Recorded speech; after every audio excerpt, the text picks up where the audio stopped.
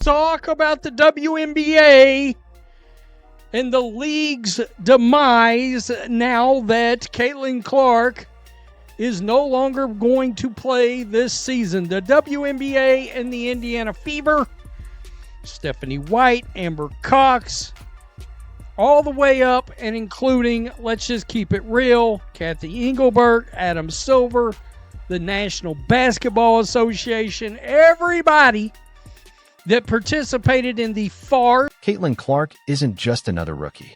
She's the name that has taken women's basketball from background coverage to front-page headlines, sparking debates, drawing millions of viewers, and selling out arenas that once struggled to fill half the seats. But behind the highlight reels and historic numbers lies a storm of controversy, criticism, and chaos. Because as much as the WNBA has celebrated her arrival, the reality is far more complicated. And what has happened in just her first year as a pro has left fans, players, and even league executives asking, is Caitlin Clark the savior of the WNBA, or is she exposing cracks the league was never ready for?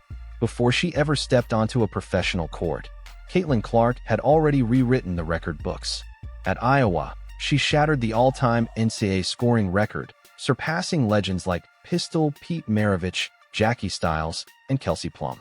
Her final tally? An unbelievable 3,951 points.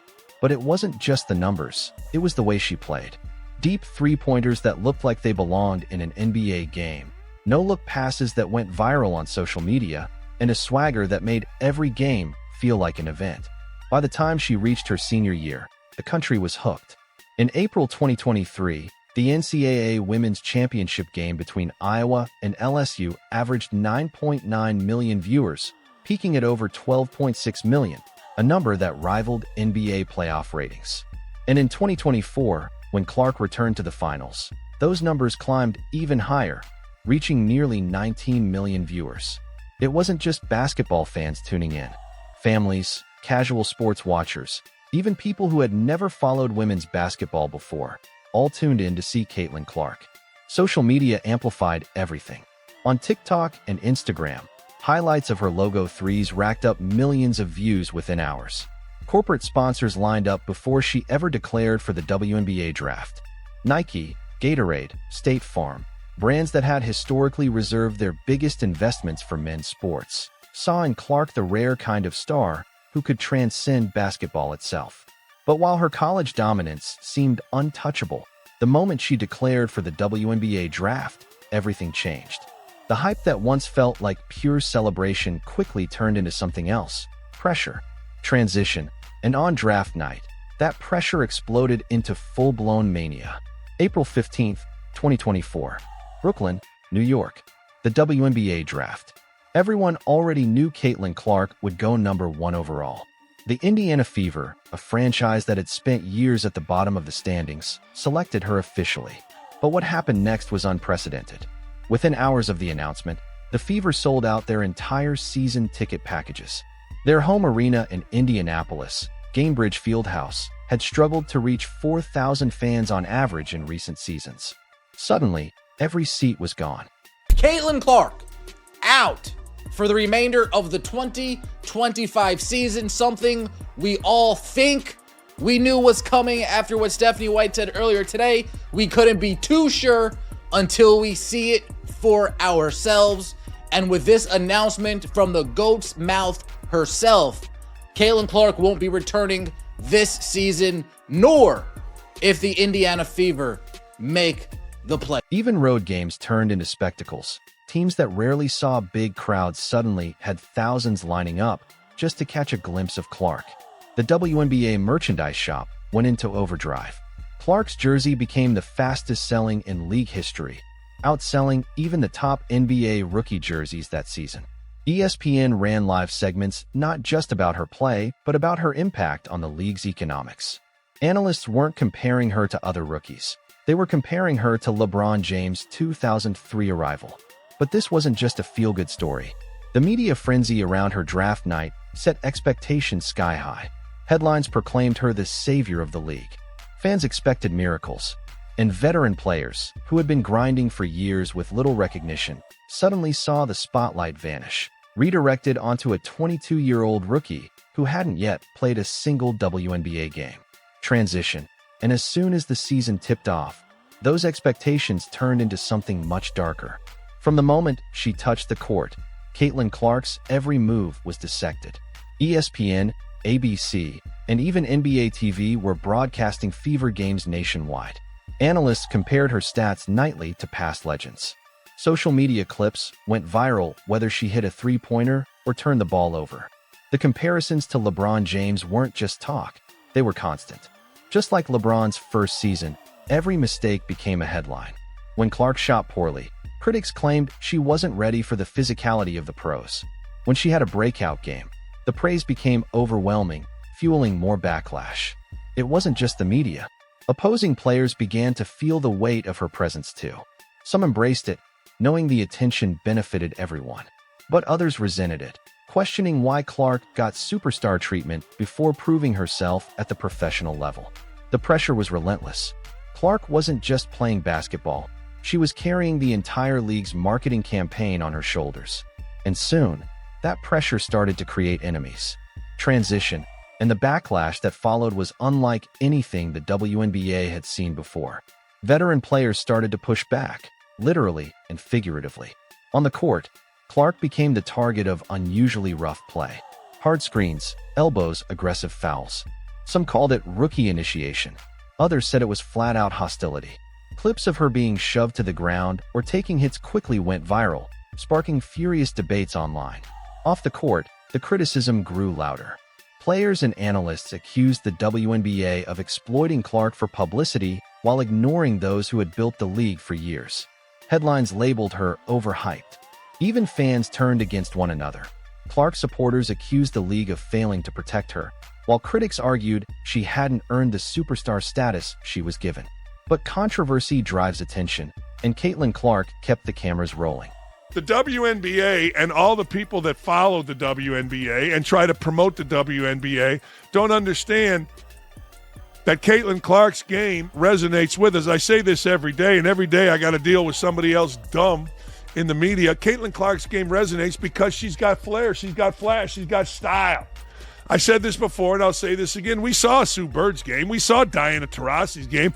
Kim Mulkey was Sue Bird before Sue Bird became Sue Bird. We've seen it. We haven't seen Caitlin Clark. Every incident, every foul, every argument became content. The WNBA was finally part of mainstream sports conversations. But at what cost? Transition. The answer came when money entered the picture, and not from where anyone expected. In one of the wildest twists of her rookie season, rapper and entrepreneur Ice Cube revealed that his Big 3 basketball league had offered Caitlin Clark a staggering $5 million to join. The offer wasn't just money. It was a direct challenge to the WNBA. Debates erupted instantly. Was this a legitimate opportunity or just a publicity stunt? Could Clark actually play in a men's 3-on-3 professional league? And most importantly, why was an outside league offering her more money than the WNBA itself could pay? Clark's representatives quickly dismissed the idea. She wasn't leaving the fever, but the damage was done. The contract highlighted the glaring pay gap in professional basketball, fueling heated arguments across sports media. For weeks, every talk show, podcast, and social media feed dissected the situation. Some called her crazy for turning down the money. Others praised her for staying committed to women's basketball. Either way, Caitlin Clark once again dominated the headlines. Transition. But the biggest shock of her rookie year didn't come from a contract offer. It came from a moment on the court that nearly derailed everything. Early in her rookie campaign, disaster struck. Clark went down with a scary injury that left fans and analysts holding their breath. Social media erupted instantly. Speculation, panic, even doomsday predictions about the WNBA's momentum. For days, sports outlets questioned whether the league's surge in popularity could survive without its new star. What happens if Caitlin Clark is out long-term? Became the storyline. Some critics even accused the league of overexposing her, pushing too much too soon. But as Clark began her recovery, something unusual happened. Her absence didn't kill the hype, it amplified it. Every update about her condition trended online. Fans clung to any piece of news. Sponsors didn't back away, they doubled down. It became clear that Clark's value wasn't tied to just her on-court performance. Her presence alone was driving the WNBA into new territory. Transition, which raised a bigger question. How had one player managed to transform the culture of an entire league? Even sidelined, Caitlin Clark's influence didn't fade. Corporate sponsors like Nike, Wilson, and State Farm launched ad campaigns built around her. Merchandise sales remained strong. WNBA ratings continued to climb, even when she wasn't playing. This was dubbed the Caitlin Effect. For the first time, WNBA games were selling out in multiple cities. Networks were bidding for more broadcast rights.